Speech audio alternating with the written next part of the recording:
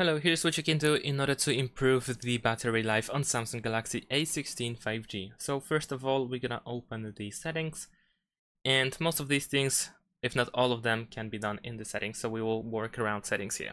First of all, we're gonna go to connections, and in the connections you want to go to more connection settings, and you can turn off nearby device scanning. You can also go inside this option in order to read what it does. Of course, it's really up to you if you want to actually turn it off or not.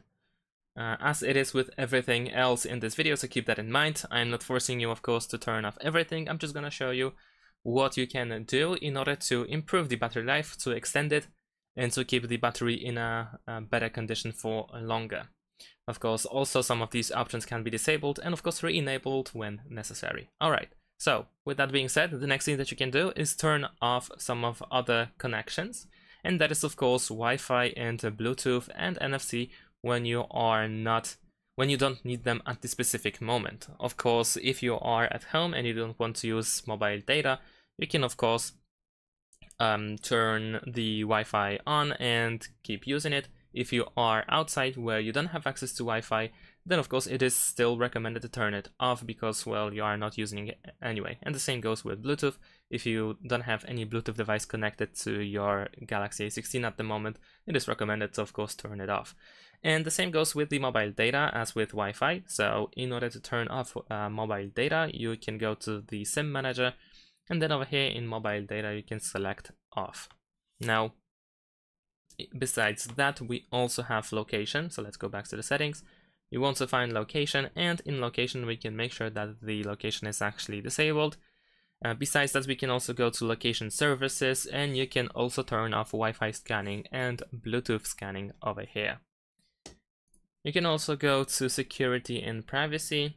Over here we can go to more security settings, and over here we should be able to find one more thing. Actually, my bad, it's not in more security settings, it is in more privacy settings, so you will find it at the very bottom over here. And you can make sure that, for instance, the send diagnostic data is disabled. This can also help you improve the battery life. Alright, so once we that have covered, what we can do is also go to the battery settings. And of course, it is recommended to use battery protection. You should technically use at least adaptive if you want to preserve the battery and keep it in a healthy state for much longer.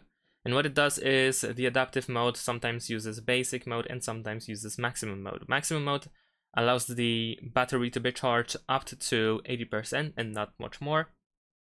And I mean not more, you can exceed 80% when charging. And the reason why is because the battery in Samsung Galaxy A16 tends to be in a better condition for much longer when you charge only to 80% instead of the full 100%. This is the case with many smartphones actually.